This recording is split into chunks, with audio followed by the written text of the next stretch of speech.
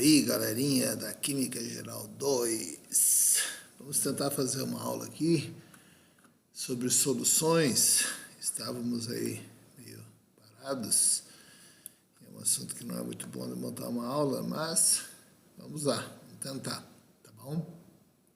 É o nosso próximo assunto aí, considerando a sequência do conteúdo, tá?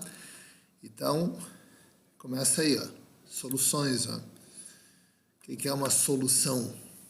Solução é toda mistura homogênea de compostos. E o assunto soluções está dentro de um assunto mais amplo chamado dispersões. As dispersões são misturas onde uma substância, disperso, está disseminada numa outra substância, está dispersa numa outra substância, chamado dispersante ou dispergente. Dependendo do tamanho desta partícula dispersa, essas dispersões, que são misturas, vão se classificar em solução, dispersão coloidal, ou suspensão ou emulsão. E o que determina que é uma que é outra é algumas características, né, dessas misturas, entre elas o tamanho da partícula dispersa. Para ser uma solução, tu tem que ter um sistema onde o tamanho da partícula dispersa tem que ter um diâmetro inferior a 1 nanômetro, que significa 10 a menos 9 metros. Se o diâmetro for inferior a isso, tu tem o que nós chamamos de uma solução. Então aí tem exemplo sal e água, o ar, ouro 18 quilates, álcool e água, né? São exemplos que nós temos de misturas homogêneas. Então nós temos aí, né, exemplos de misturas homogêneas, né? Se for uma mistura homogênea, água e sal, né? Outros exemplos são exemplos de soluções, beleza? Agora, para você ter uma dispersão coloidal, isso é um sistema onde o diâmetro da partícula dispersa fica entre 1 nanômetro e 100 nanômetros. Aqui entram aquelas que parecem, mas não são. Então, geleias em geral, leite, maionese, fumaça, neblina, aerosóis.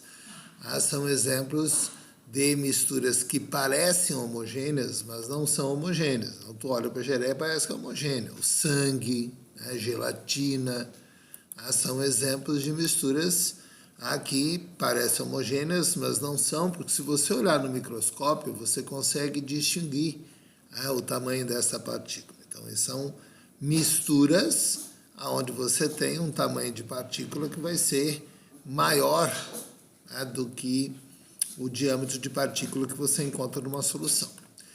Essas dispersões coloidais, esses coloides, têm o que nós chamamos o efeito Tyndall. O que é o efeito Tyndall? O fenômeno da dispersão da luz no coloide.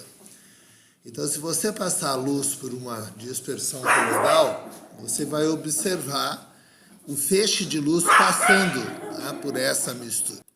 Você vai observar o feixe de luz passando por essa dispersão coloidal. É o que acontece no pôr do sol. Por que a gente enxerga o sol daquela maneira que a gente enxerga? Porque a luz se dispersa nessas partículas coloidais e você tem esse efeito, né, que a gente chama de efeito Tyndall. Então, você tem vários exemplos disso acontecendo. Aqui, numa igreja, assim, quando entra aquela luz, ou mesmo no quarto, né, quando entra aquela fresta de luz do sol e você vê o quanto o ar é empoeirado. Você não enxerga, né, a poeira do ar, mas se você olhar, né, essa luz batendo no ar, você enxerga essa poeira no ar. Porque o ar com poeira é uma dispersão coloidal. Aqui o exemplo de novo da gelatina. Numa solução, a luz passa, você não vê o feixe de luz passando. Mas onde tem uma dispersão coloidal, e a gelatina é uma dispersão coloidal, você enxerga a luz passando. Aí esse efeito só acontece nas dispersões coloidais. É uma maneira que você tem de distinguir a dispersão coloidal de uma mistura homogênea ou solução. Também aqui, quando bate o sol, né, onde tem fumaça, onde tem neblina, que você enxerga os raios, né, enxerga essas partículas, né, contra a luz, isso é chamado de efeito Tyndall. Depois vem suspensão ou emulsão. O tamanho da partícula, tanto de suspensão quanto de emulsão, é o mesmo. É um sistema, então, onde as partículas têm diâmetro acima de 100 nanômetros, O que muda é que na suspensão tu vai ter sólido líquido, enquanto que na emulsão tem líquido líquido. A maionese, por exemplo, é uma emulsão. Tem dois líquidos, o ovo e o óleo, né, que se misturam aí. A água barrenta é uma suspensão. Tu tem água, né? A água com o barro, com a terra. O leite de magnésio também é uma suspensão, né? O suco de laranja, se você deixar em repouso, você observa que ele deposita no fundo. Isso são exemplos de suspensões. Então, quando você tem sólido junto com líquido, é uma suspensão dentro desse tamanho de partícula aí. E quando você tem líquido com líquido, você tem o que nós chamamos uma emulsão. Tá? Então, para nós diferenciarmos essas misturas, você pode usar, uma das coisas que você pode usar, é o tamanho da partícula dispersa. Então, se for menor que 1 nanômetro, você tem o que nós chamamos de uma solução. Entre 1 nanômetro e 100 nanômetros, tu tem uma dispersão coloidal. Acima de 100 nanômetros, você tem o que nós chamamos de uma suspensão ou uma emulsão, dependendo se é sólido líquido ou líquido líquido. Tudo bem? Agora, seria interessante a gente saber outras coisas que ajudam a gente a diferenciar, né? Cada uma dessas misturas aí. Uma das coisas que a gente pode fazer é a homogeneidade, visibilidade do disperso, sedimentação, sedimenta ou não, filtra ou não filtra. Então, se pegar uma solução verdadeira, uma mistura homogênea, ela é homogênea sob qualquer condição. Então, homogeneidade é homogênea. Dispersão coloidal em misturas heterogêneas, ou aqui mistura grosseira, eu poderia colocar aqui suspensão e emulsão, também é uma mistura heterogênea. Tá? Visibilidade do disperso. Deixa eu mudar aqui para que você se toque que essa mistura grosseira, na verdade, ele está considerando aqui mistura da suspensão. Vou editar aqui.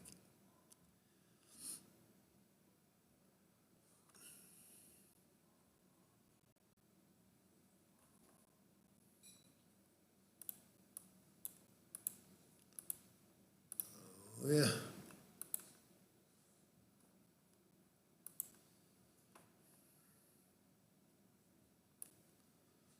Aqui eu vou botar mistura grosseira, considerando suspensão e emulsão. Tá? Você sabe o que eu estou falando disso.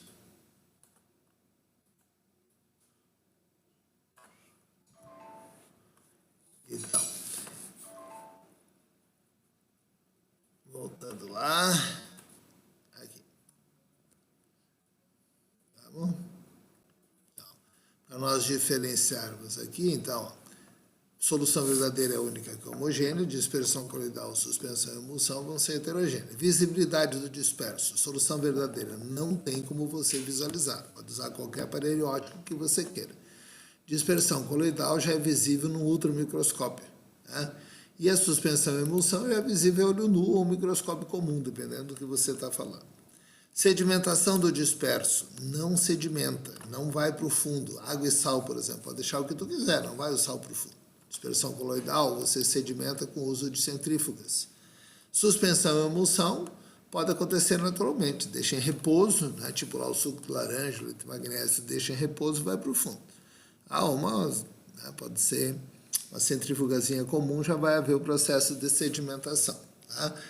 Sempre que aparecer lá um medicamento, por exemplo, e disser assim, agite antes de usar, ele está falando de uma suspensão. Por que manda agitar antes de usar? Porque deixou parado na prateleira, aí houve um depósito dessa substância no fundo. Isso significa que é uma suspensão.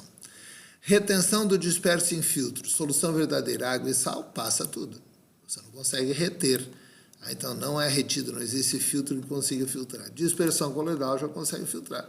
Os chamados ultrafiltros, por exemplo, a hemodiálise, a filtração do sangue, né, fora do corpo. É feito em ultrafiltros. Então, o sangue, que é uma dispersão coloidal, tu consegue filtrar, né, nesse processo. Suspensão e emulsão, né, filtros comuns você já consegue, água barrenta, no filtro comum você já consegue filtrar. Então, veja que aqui existem outras formas que nós temos de diferenciar essas misturas, né? E aí o que interessa para nós, que é o que faz parte do estudo desse capítulo, é justamente, são as soluções, né? Então, o que é uma solução? O que é isso que nós vamos estudar a partir de agora. Então, solução é toda mistura homogênea. A mistura homogênea não pode ser visível em nenhum tipo de aparelho, não sedimenta, não separa, não retém nenhum filtro. Isso é mistura homogênea. E aí, se é uma solução, pessoal, se apresenta apenas uma fase, você pode ter nessa solução 2 ou mais componentes. Tu vai chamar o meio dispersante de solvente. Normalmente o solvente é água, então em soluções aquosas, né? Solvente é água, e a água é considerado solvente universal. E o soluto é aquilo que se dispersa, que nós, como regra geral, usamos maior quantidade de solvente e menor quantidade de soluto. Se tiver água, não interessa a quantidade, a água é sempre o solvente. Então, se eu pegar uma mistura, por exemplo, ar não tem água, né? Considerando ar seco. Ar como mistura de gás. Aí quem é que seria o solvente do ar? Aquele que está em maior quantidade, que é o nitrogênio. Ouro 18 quilates. Quem é o solvente do ouro 18 quilates? É o ouro. Ouro 18 quilates tem 75% de ouro, 25% de prata e cobre. Então, o ouro é o solvente. Então, veja que a solução pode ser sólida, líquida ou gasosa, né? Nós já vamos classificar essas soluções, né? Se apresentam em diferentes estados físicos. E aí, dentro dessa classificação, né? Aqui está. Quando que uma solução é sólida? Quando o solvente for sólido. O soluto pode ser qualquer um, mas o solvente tem que ser sólido. Aí tem alguns exemplos aí de soluções sólidas. Solução vai ser líquida quando o solvente é líquido. E aqui entram as que mais nos interessam, que são as chamadas soluções aquosas, que você tem a água como solvente. E uma solução é gasosa, os dois aqui no caso são gasosos. Tanto soluto quanto solvente são gases. Então essa é uma primeira classificação. Perceber que é possível uma mistura homogênea ser sólida, líquida ou gasosa, e o solvente, consequentemente, também pode ser sólido, líquido ou gasoso. Tá? Depois temos as chamadas soluções iônicas e moleculares. As iônicas são chamadas eletrolíticas, que são aquelas que conduzem eletricidade, vão ter, portanto, um soluto que forma íons. E as não eletrolíticas ou moleculares, você não tem soluto que forma íon. Que são normalmente aquelas formadas por compostos covalentes. Só que tem uma exceção, lembre-se, os ácidos, que apesar de serem covalentes, apesar de serem moleculares, ácidos são substâncias que em água originam uma solução eletrolítica, porque ácidos são substâncias que em água liberam H+, e consequentemente conseguem conduzir eletricidade. Beleza? Depois tem a classificação em solução saturada, insaturada e supersaturada. Nesse caso, para eu poder classificar soluções dentro desse critério, nós temos que saber o chamado coeficiente de solubilidade. Então, uma insaturada, quando tem dissolvido uma quantidade menor que o coeficiente de solubilidade, a saturada, uma quantidade igual ao coeficiente de solubilidade, e uma subsaturada, uma quantidade maior do que o coeficiente de solubilidade. Então, para eu poder saber, classificar desta forma, eu preciso conhecer esse chamado coeficiente de solubilidade. O coeficiente de solubilidade vai dizer o máximo que eu consigo dissolver de um soluto numa dada quantidade de solvente a uma certa temperatura. Então, o máximo que eu dissolvo de soluto numa certa quantidade de solvente numa dada temperatura. A temperatura vai influenciar na solubilidade. Então, se você conhece o coeficiente de solubilidade, você sabe o quanto eu consigo dissolver de cada substância. E aí nós temos as chamadas curvas de solubilidade, que vão fornecer a variação da solubilidade em função da temperatura.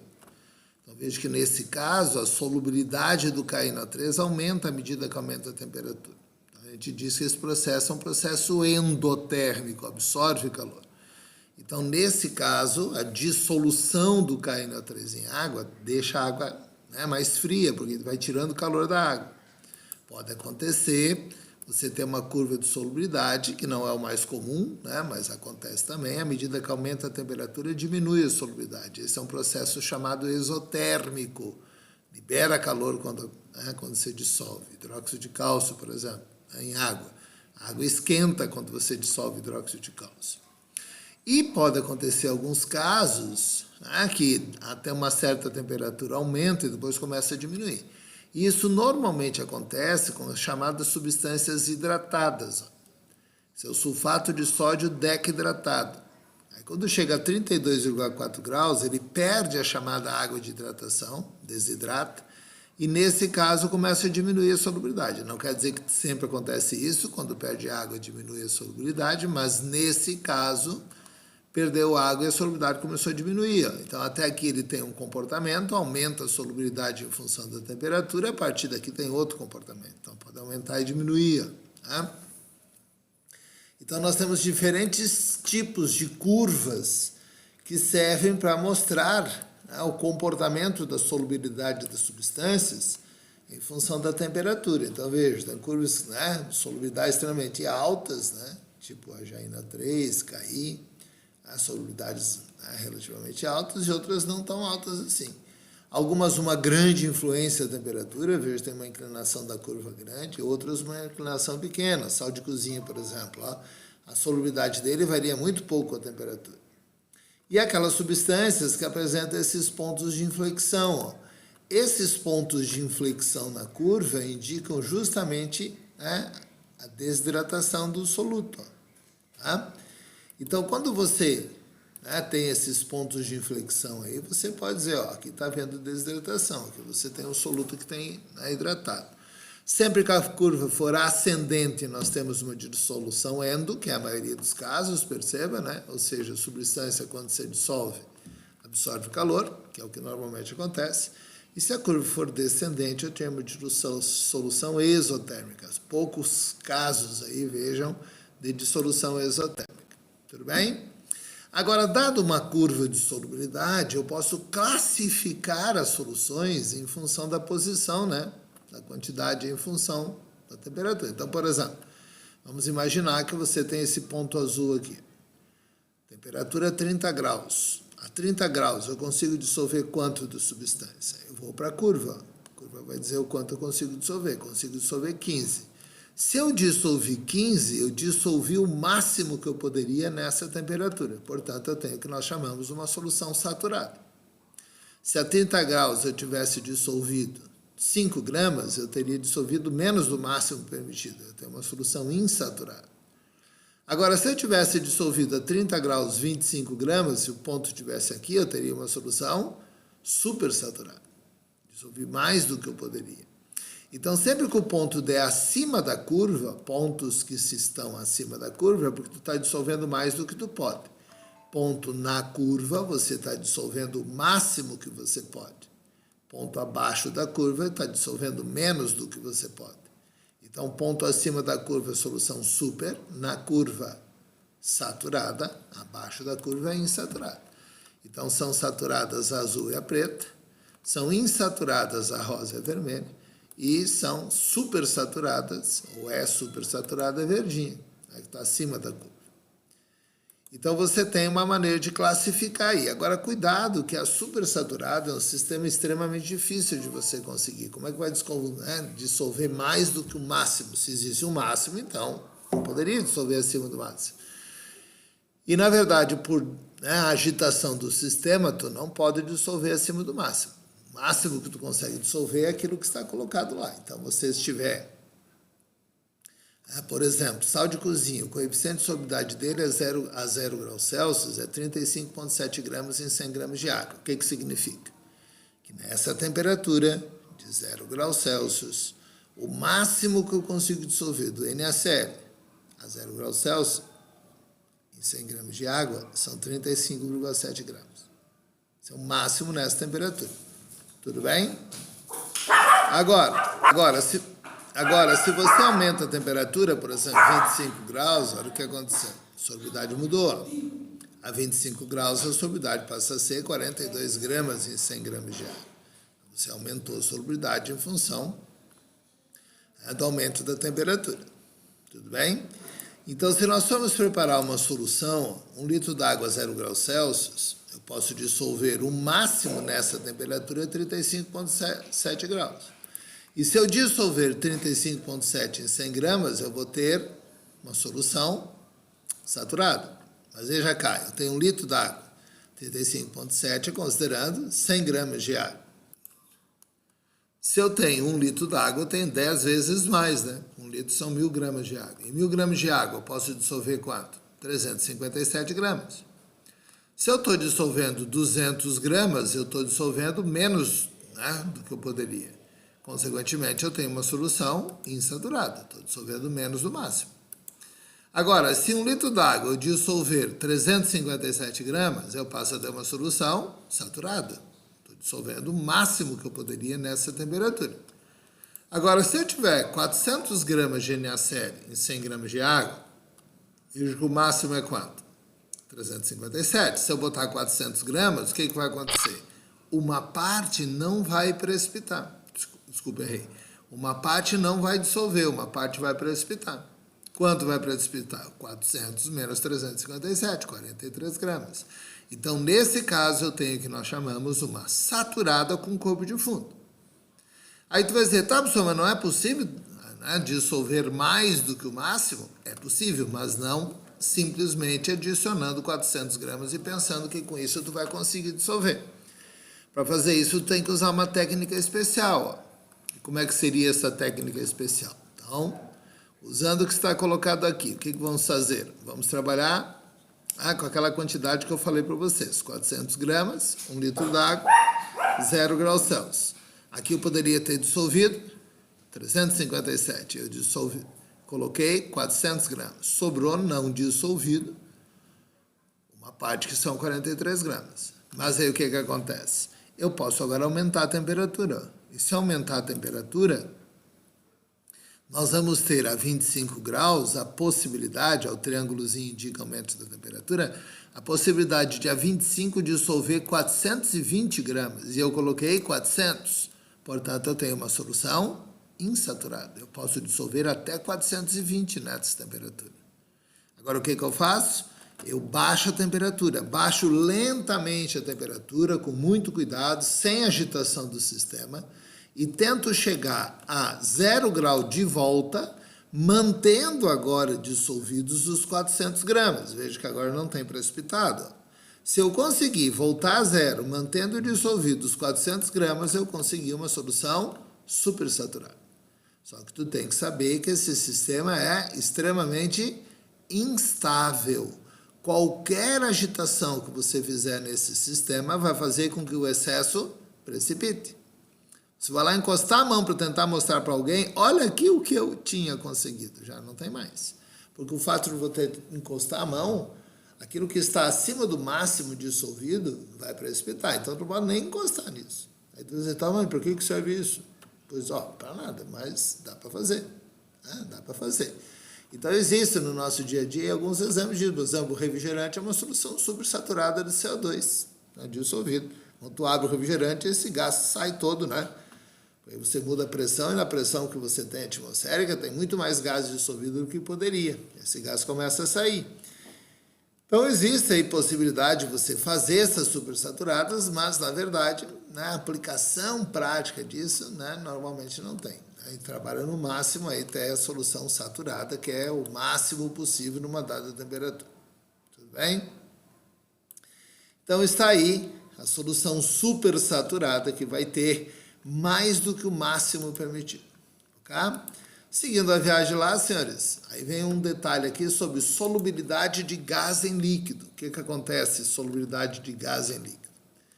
Solubilidade de gás em líquido segue aqui a lei de Henry, que vai falar da influência da pressão. Se tu pensar, refrigerante, né, tem gás dissolvido. Se tu aumenta a pressão, tu consegue dissolver mais gás, aumenta a solubilidade. Agora, se falar em temperatura, quando tu aquece um refrigerante, o que acontece com o gás? A tendência do gás é sair do refrigerante. Então, o aumento da temperatura diminui a solubilidade de um gás em líquido. Então, isso aqui é específico para gás em líquido. Então, pressão aumenta a solubilidade de um gás em líquido, temperatura, o aumento da temperatura diminui a solubilidade de um gás líquido. Então, são dois fatores aí, né, que influenciam a solubilidade de gás em líquido, tá? Especificamente, solubilidade de gás em líquido, ok? Bom, sabendo disso, aí vem a aplicação disso, né, em exercícios. Então, você tem que saber trabalhar o exercício sobre isso. Então, eu vou fazer aqui uma série de exercícios com vocês, para que depois você possa fazer a lista de exercícios que eu estou mandando. Ok? Vejam aqui, senhores, um exercício sobre isso. Estou te dando a tabela, onde você tem a variação da solubilidade em função da temperatura. Solubilidade, temperatura. Então, a temperatura vai de 0 a 100 e a solubilidade está variando aí. Tudo bem? Então, vou tentar resolver, né, os exercícios com vocês aqui. Vamos ver se eu consigo fazer isso, né? Vamos usar aqui um métodozinho para tentar fazer. Deixa eu abrir aqui um pouquinho para aquele zero se ajeitar. Muito bem. Olha o que ele está fazendo aqui no primeiro exercício. Calcule a quantidade máxima de K2SO4 que se dissolve totalmente 200 gramas de água a 80 graus. Bom, nesse caso, percebam que a gente está começando bem lightzinho, né? Bem facilzinho. Qual é a quantidade que eu consigo dissolver em 200 gramas de água? Aqui o coeficiente de solubilidade está dado para 100 gramas de água. Sim, 100 gramas de água tu consegue dissolver. Temperatura 80 graus, tu consegue dissolver 21,4. Então, vou copiar aqui, ó. Copiei. Tu consegue dissolver 21,4 gramas. Puxa para cá, onde é que tu tá? 21,4 gramas em quanto? Em 100 gramas de água. Tudo bem? Vou aqui em minúscula. 21,4 gramas desse soluto em 100 gramas de água. Mas a pergunta é: quanto eu consigo dissolver em 200 gramas de água? Então, você vai dissolver X gramas em 200 gramas de água. Tudo bem? Então, ó, se você tem... Vou voltar para cá, que eu não sei por que ficou desse jeito. Se você tem aí a referência para você, né, fazer o cálculo, então você pode muito bem, a partir daí, fazer o cálculozinho, né, dado em relação a isso. Talvez ficou muito fácil. Né? Vai ser o dobro. Se em 100 tu dissolve 21,4, em 200 vai dissolver quanto? X. E esse X, obviamente, vai ser 2 vezes o 21,4. Portanto, 2 vezes 21,4, fazendo os cálculos aí, 42,8 gramas. Essa é a resposta. Ok? Agora vamos à segunda pergunta. Segunda pergunta, não que seja difícil, mas nós vamos tentando aumentar o grau da dificuldade. Calcule a quantidade mínima de água a 50 graus necessária para dissolver totalmente 66 gramas de K2SO4. Por favor, também, né? Bem fácil. 50 gramas, ó. Qual é a solubilidade desta substância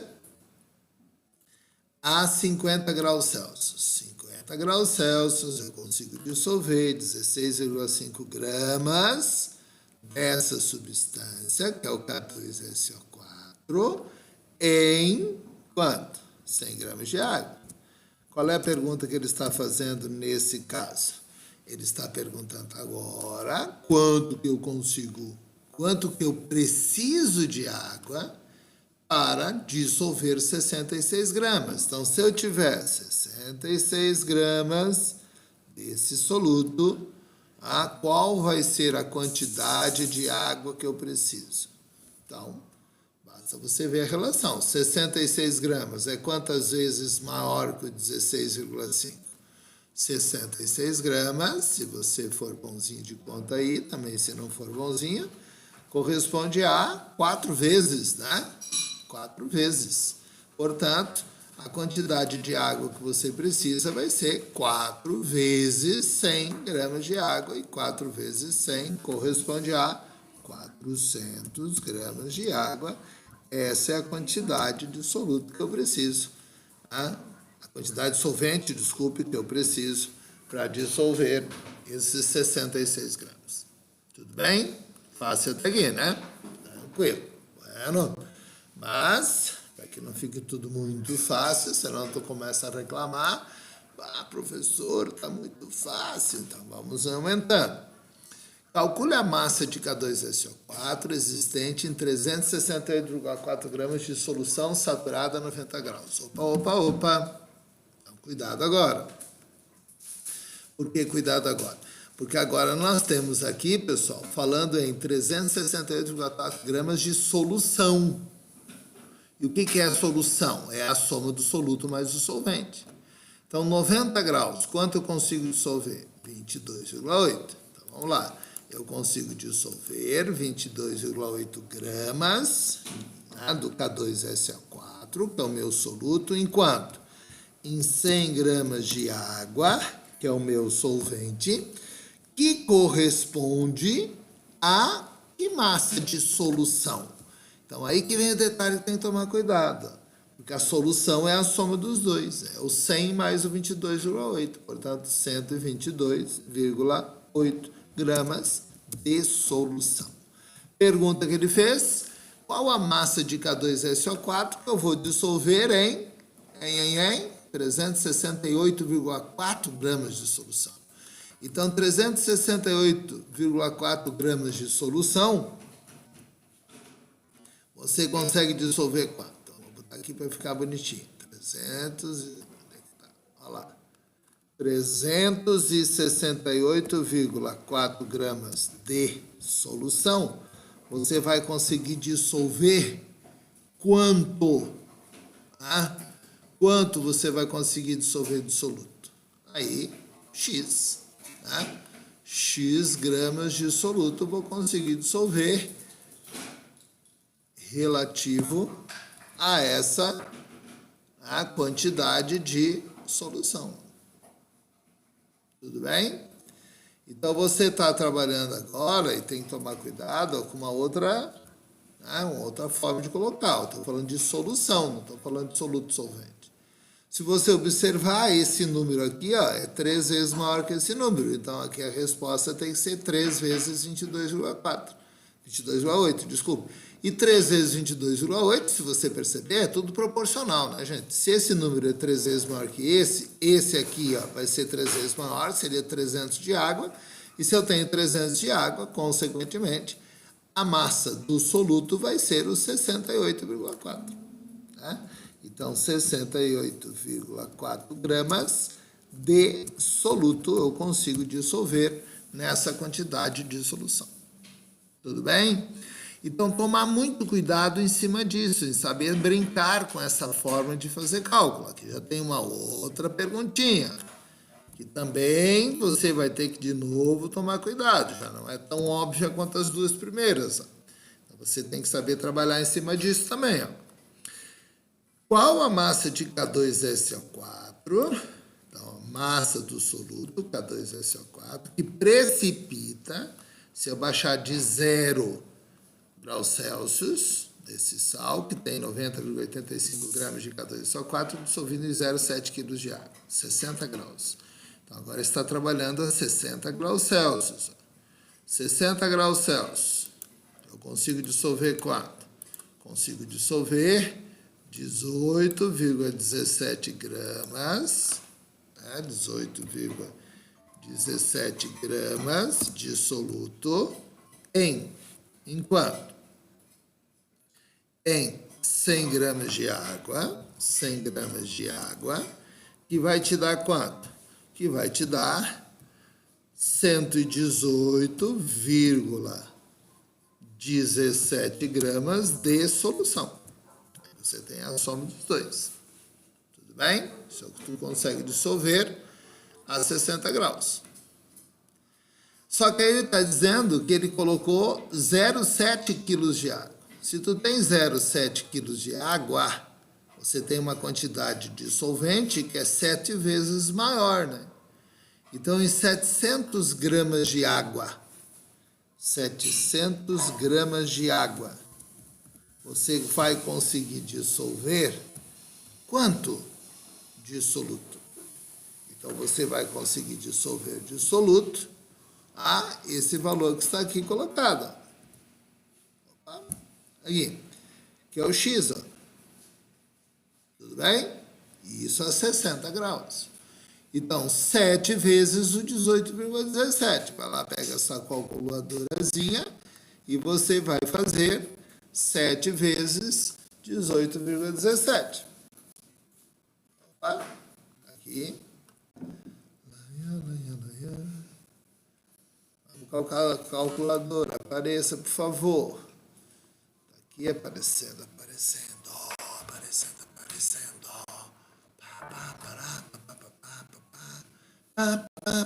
Ó, 18,17 vezes 7. Isso vai dar 127,19. Então, tu consegue, né? Olha lá, deixa aqui a calculadorinha, fica aqui fininha. Olha lá, tuque. 117, quanto que deu? Agora eu paguei lá, né? Então, ó, 7 vezes os 18,17. 18,17 vezes 7, que deu igual 127,9. Né? Então, vai dar esse x, 127,9. Vou tacar o número. 127,9 gramas, que está dissolvido nessa temperatura, né? De 60 graus. Só que aí ele diz que baixou a temperatura para zero. Então, tu vai lá no zero. A zero tu consegue dissolver quanto? A zero eu consigo dissolver 7,35 gramas. E eu consigo dissolver os 7,35 gramas em quanto? Em 100 gramas de água. Tudo bem? Só que eu estou trabalhando com 100 gramas de água? Não. Eu estou trabalhando com 700 gramas de água. Em 700 gramas de água, eu consigo dissolver quanto? Portanto, desse carinho. Então, a mesma coisa. X, né? Esse X vai ser 7 vezes os, né? Vai lá. 7 vezes os 7,35. Então, 7 vezes 7,35 vai ser igual a 51,45. Então, esse X agora deu 51,45. Tudo bem? 51,45 gramas. Então, você tinha dissolvido lá 60 graus, 127,9. Você tem dissolvido a 0 grau, 51,45. Só que tinha dissolvido, não. Isso aqui, na verdade, não é o que você tinha dissolvido, porque ele diz que, nesse caso aqui, ele dissolveu 90,85 gramas de K2SO4. Então, esse 127,9 é o que tu podia ter dissolvido. Mas ele falou lá que em 0,7 quilos ele dissolveu 90,85. É possível dissolver? Sim, dá para dissolver até 127,9. Mas você não dissolveu isso. Você dissolveu 90,85. 90,85 gramas que você tinha dissolvido, menos os 51,45 gramas que você pode ter dissolvido nessa temperatura, isso vai te dar uma massa igual a... Aí voltamos à nossa calculadorazinha. 90, pagou aqui, 90,85, é isso, né? Menos 51, onde é que tu tá? 1,45.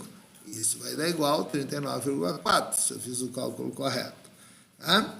Então, dá 0, dá 4, 31, 10, 9, 39,4, exatamente. 100 menos, né? Lá, 8 menos 5 dá 3.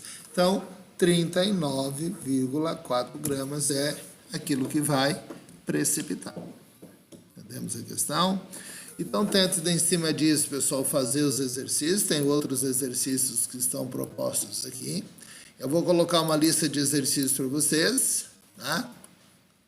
Siga e vocês, por favor, né, tentem resolver. Qualquer problema, aí vocês se reportem a mim para a gente tentar sanar qualquer dúvida. Valeu, moçada. Abraço.